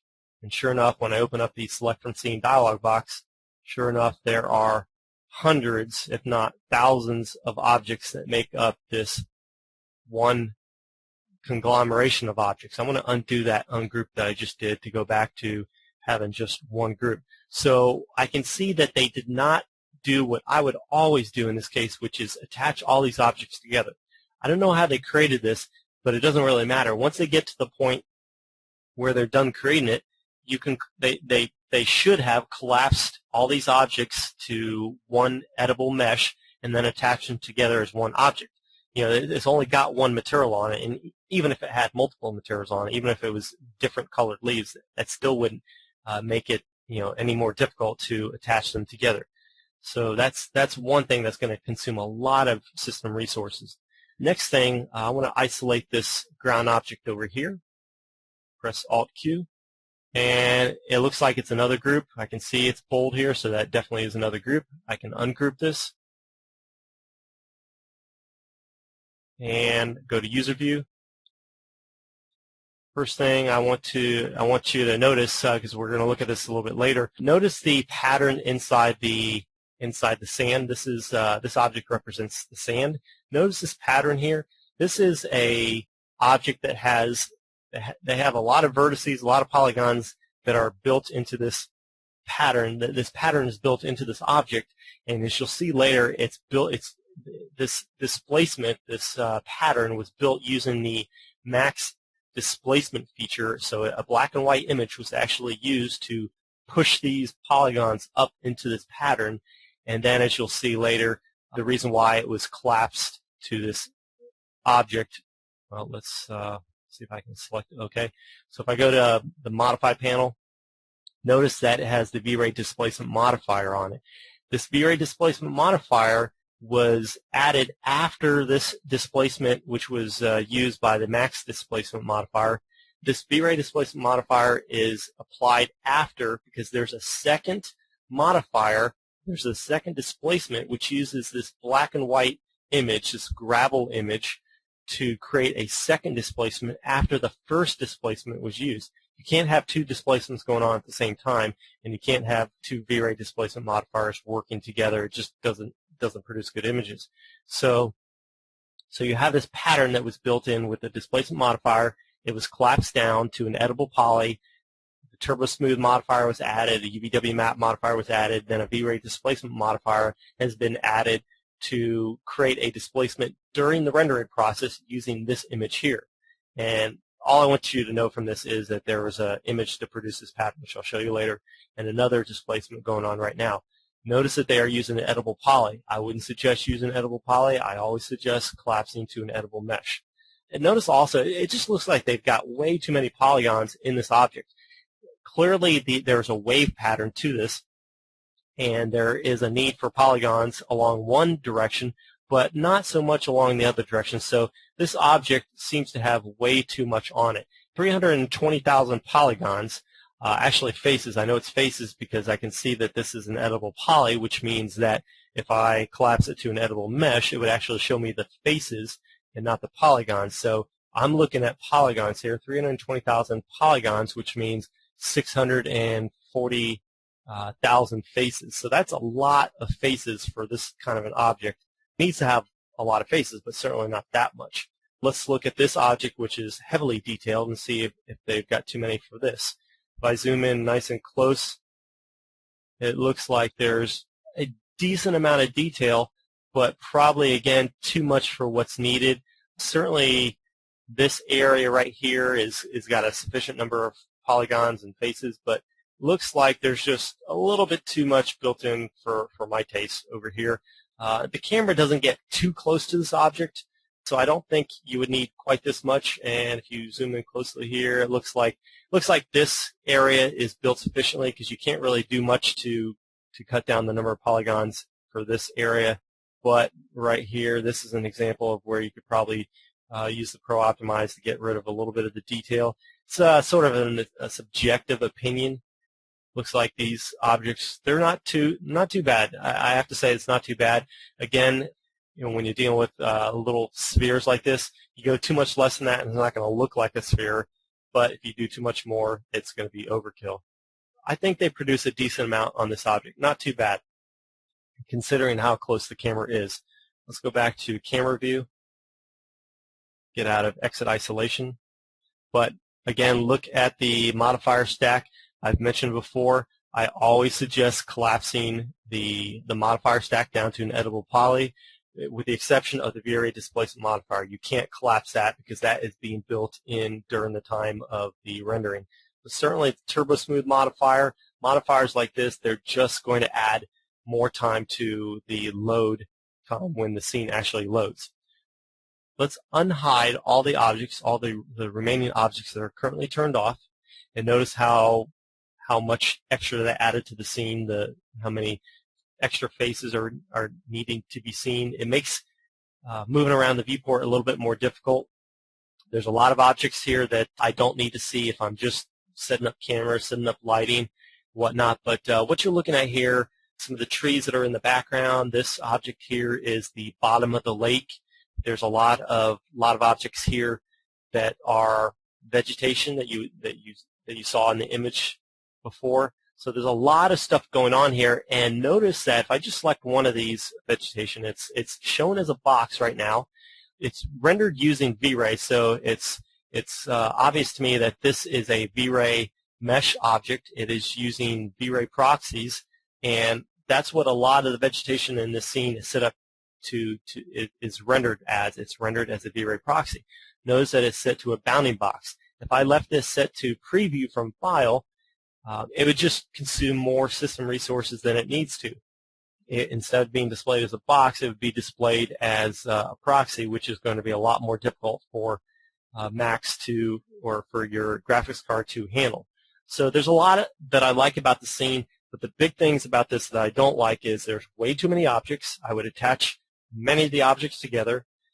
A decent amount of detail is built into the scene, but as you'll see later, one of the other huge things that they didn't do correctly, in my opinion, on the scene was the way they handled their maps. We'll get into that shortly, but it looks like this scene is not too bad except for the fact that there's just way too many objects, and I would have attached many of them together, but other than that, it's not too bad. One other thing they definitely should have done if they wanted to optimize their scene was they should have collapsed their objects to editable meshes instead of editable polys. The file size wouldn't have been anywhere near the 582 megabytes that it is, and it would have consumed much less resources. But other than that, it's pretty good. They've done a pretty good job with the number of polygons in the scene in the way that they have built the scene with not having too many unnecessary objects or too many unnecessary faces. So whenever I get an object from an outside company or an outside user, I will go through this process whereby I optimize it. The degree to which you optimize an object and reduce the number of faces should be determined by a number of different factors. Of course, the proximity of the object to the camera is the most important, but there are numerous other things that control the ability or inability to detect a lack of detail. Some other examples include the texture and the detail of the surrounding objects. It's a lot easier to detect a lack of detail when an object is surrounded by large areas of smooth surfaces with no details, such as a flat, smooth, evenly colored wall. Detecting a lack of detail will also be more difficult when an object is animated or when the camera itself is animated, especially if motion blur is applied. And adding depth of field will also blur details in an object. The amount of direct light that strikes an object, all these things change the way we see the detail. One of the most powerful tools, if not the most powerful tool that you'll have to optimize objects, is the Optimize Modifier. And to illustrate this, I want to open a file called Optimize. And this scene contains 3 teapots. And the first thing I want you to notice is the time it takes to open the scene. It takes about 15 to 20 seconds to open this scene. Why? Because each one of these objects have modifiers that must be rebuilt when the scene opens. All 3 teapots start off with 64 segments, giving each of them 262,000 faces. And each of them have a normal modifier, a capitals modifier applied, but the first one has the Optimize modifier, the second one has the regular old-fashioned Optimize modifier, and the third has the multi-res modifier. Which one is better? I'll let you decide. If you look at the Polygon Counter, notice that Teapot 001 has 7,800 faces, not polygons. The second one has 7,800 faces, and the third has 7,800 faces. I made all three of these have the same number of faces, yet clearly, both in the viewport and during the rendering, you'll see significant improvements in the Pro Optimized version than you would in the other two. The Pro Optimized version has some advanced algorithms that somehow are able to create this teapot using the same number of faces, but create those faces or organize those faces in a way that creates a smoother look with less facets and less artifacts. So my point in showing you this is use the Pro Optimize modifier on objects that were built with more faces than you need for whatever view you're rendering. Using the modifier is very simple. I'm going to delete the Pro Optimize modifier that was already there and add another one. As soon as you add the Pro Optimize, all you have to do is click the Calculate button, and as soon as you do that, it's going to take a certain amount of time to load this teapot into RAM so that when you adjust the vertex count or vertex percentage, you can do it very quickly. Now, I can drag up and down on this fairly quickly and adjust the vertex percentage without Max having to work so hard. If I set this back down to something really low, you can see that even with 3% of the original vertex percentage or vertex count, I've got a pretty decent looking display for this object. So definitely use the Pro Optimize modifier for scenes like I was showing you just a moment ago, the Japanese scene that I had with many different complex objects. For the majority of these objects, I would go through and I would use, or I would at least try to make use of the Pro Optimize modifier, and I would see if I could cut down the vertex count according to how much detail I determined that I needed to show. Okay, I want to move on to another hugely important way to optimize your scenes, and I want to return to the Japanese scene to demonstrate this. But I see somebody has asked a question that's been sitting here for a little while, so I'll address it briefly before moving on. Somebody has asked, is there a way to increase RAM's priority for Max's sake? Is there a way to increase RAM's priority for Max's sake? Sort of. You can assign priority to a process so that your computer places priority on a certain program first and devotes your computer resources, including RAM, to that program before anything else. If you open up Task Manager and go to Processes, you'll see all the different processes that are being used right now. And by the way, these are just the processes that I, as a user, am using. Notice that the username is Brian Smith, that's me. If I click on Show Processes from All Users, it shows not only the ones that I'm using, not only the programs that I'm using, but all the processes that Windows is running behind the scenes. So it's a lot of memory consumption for things that aren't even related to 3ds Max. If you select any program or any process in this list, right-click and set priority to something higher, like above normal or high, that will make Max the higher priority so that no matter what you're doing in any other program, if you're rendering in Max or you're doing something in Max, it will give it the highest priority. I'm not sure if other render engines provide this option, but in V-Ray you can basically do just the opposite by using an option called Low Thread Priority. If I enable Low Thread Priority here in V-Ray, Max is given a lower priority than any other process. Its priority changes from normal to low, and you can use this option so that you can work in other programs while Max is rendering. You can even use another Max scene or work in another Max scene while rendering, or you can work in Photoshop or some other program, and it won't affect those programs. It will assign such a low priority to the rendering that only when nothing else is being done on your computer, then and only then will it actually use the system resources for that rendering process. Okay, I want to spend a few minutes discussing the hugely important issue of map optimization.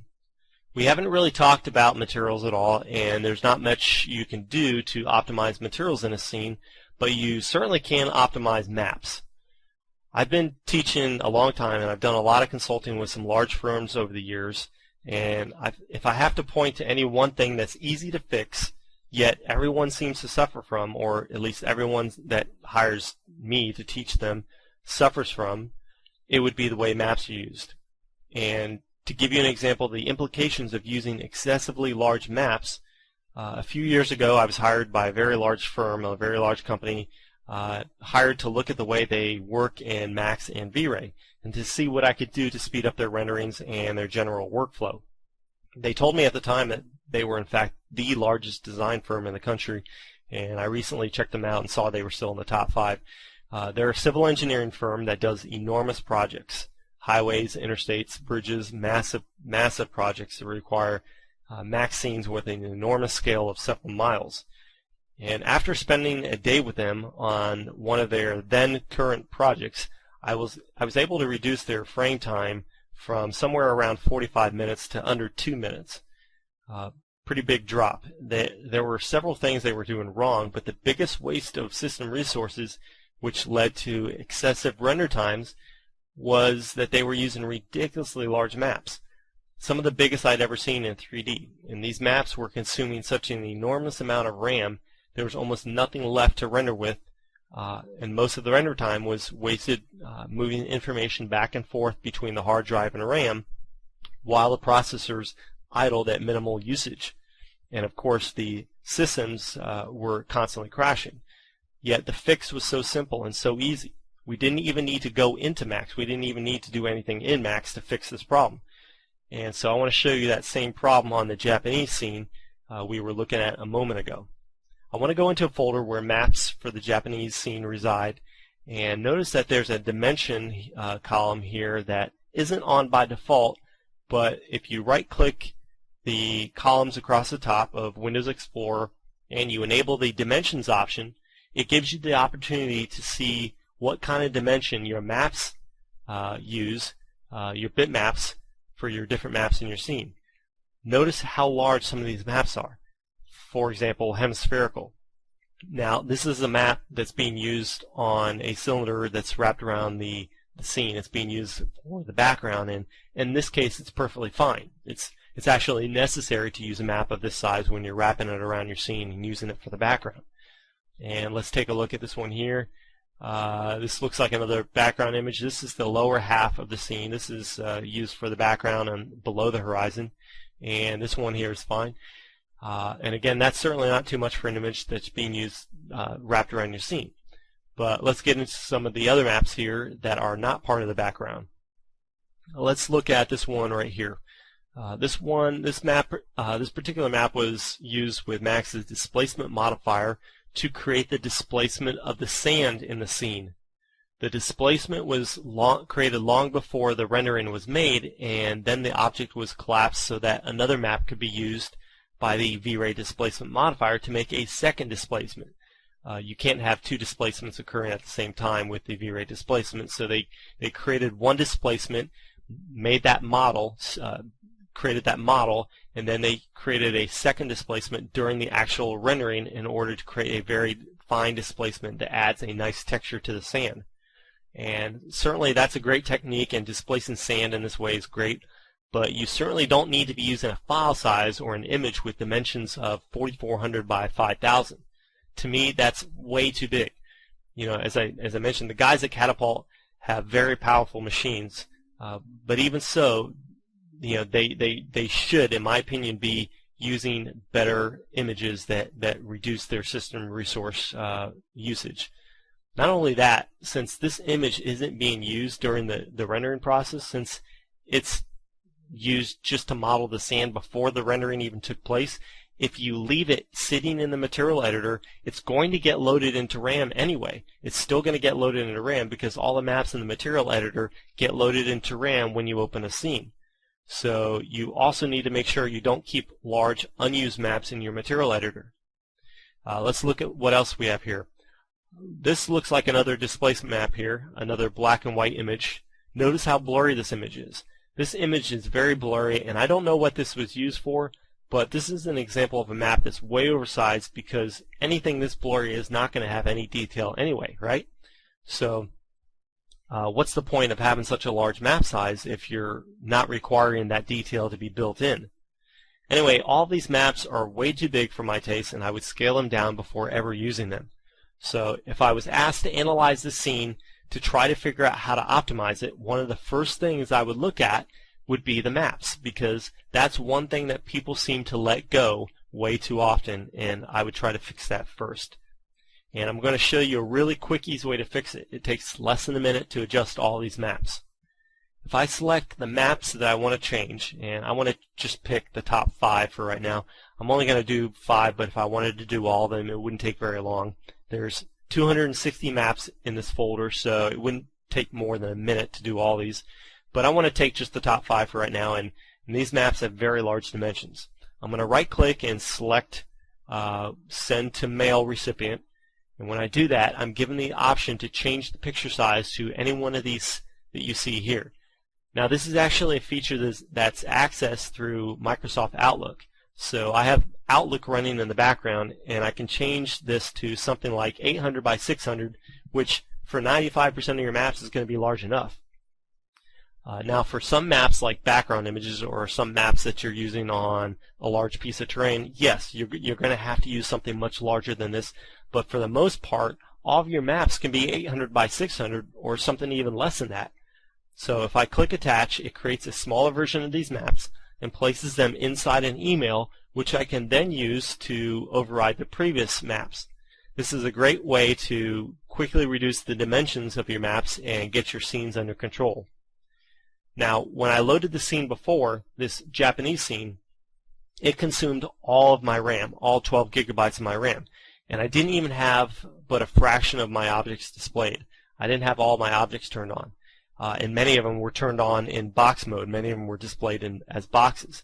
If I had turned on the rest of my objects, it would have been looking for much more than 12 gigabytes because it's just a large scene and it wasn't optimized.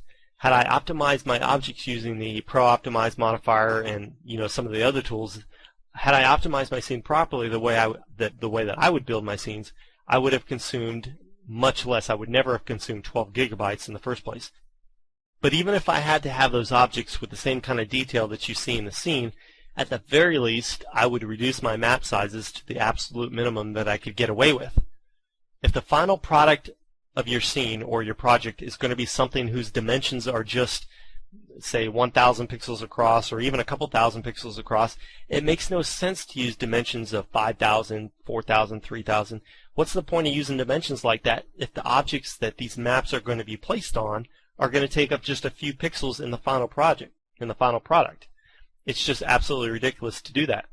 So let me show you the kind of difference it can make to your file size and your RAM consumption when you optimize your maps. I'm going to highlight all the image files in this scene and see what kind of file size I'm looking at.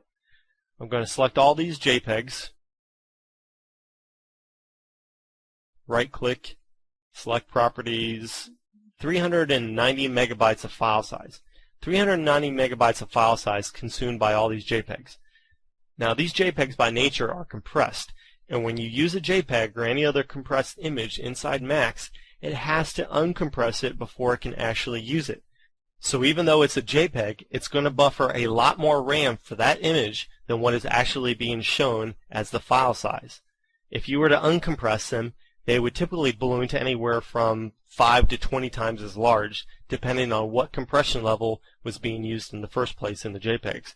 So that 390 megabytes of RAM, that 390 megabytes of maps, just the maps alone might require several gigabytes of RAM to be set aside.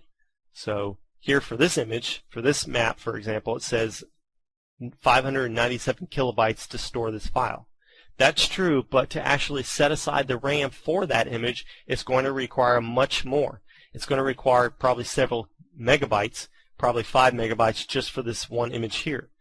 You can test this yourself by taking any compressed JPEG and saving it in Photoshop as an uncompressed TIFF or an uncompressed 24-bit TGA file. An uncompressed TIFF should give you the same file size as a 24-bit TGA. So hopefully you can see how quickly you can run out of RAM if you don't get your maps under control. The final thing I want to show you is a scene where all these principles that I've talked about are managed properly, and the file that I'm going to use that I'm going to open is called Reading Room. This is a great scene created by a gentleman named Alex Gorbanoff, whose training you can find on CG School. Beyond the beauty and the realism of this final image, the reason I like this scene is because it's been optimized in numerous ways. The first thing that jumps out to me when I see a scene like this is the number of objects. I open up the Select from Scene dialog box and notice how few objects there are. There's only about 30 objects. So he did something here that I always like to do, which is attach objects together. He takes it one step further and he attaches objects of different materials like the couch. So the pillows are attached to the sofa, and the sofa contains materials for the cushions and the legs. Notice, however, that it's collapsed as an edible poly. He didn't make this mistake, however, because I intentionally converted all the geometry to an editable poly before this class to show what a difference it can make. So I want to show you the file with two different object types. This reading room file is 77 megabytes. 77 megabytes with everything collapsed as an editable poly. If I select all the geometry and just the geometry, which I can do by deselecting all these other types of objects in the scene, if I select all the objects in the scene, right-click, convert to editable mesh, and save as Reading Room version 2. Let's look at what the file size becomes. I went from 77 megabytes to 49 megabytes.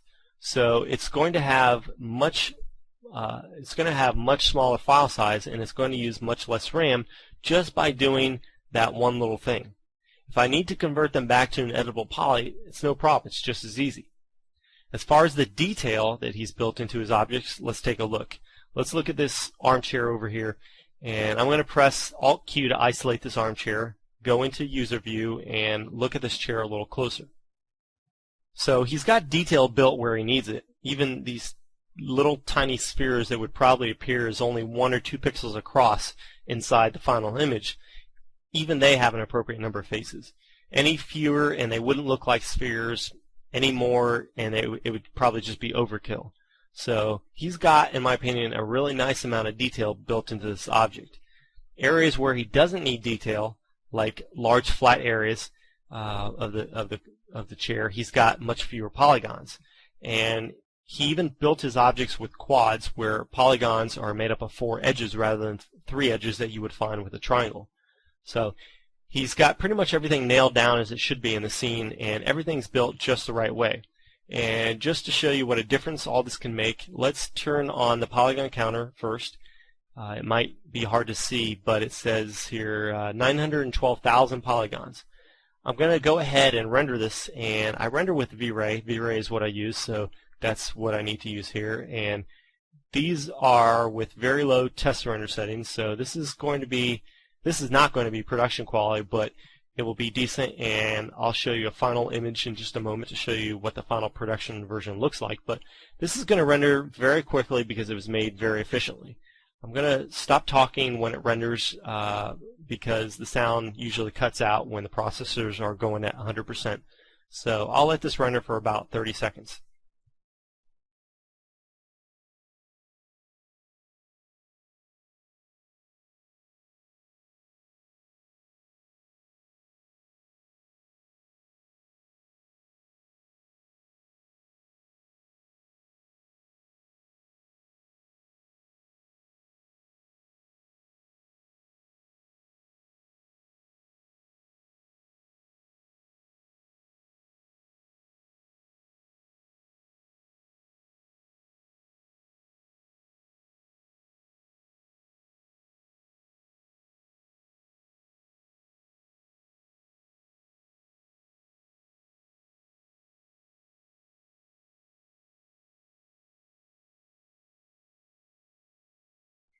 Okay, so that's all that I let render. You know, you can get an idea of how long this entire image would take.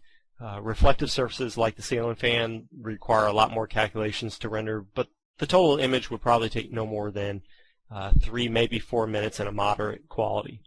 The final image with production quality looks like this. And as you can see in the bottom left of the image, it took 16 minutes on this same machine. Not too bad for an image of this size.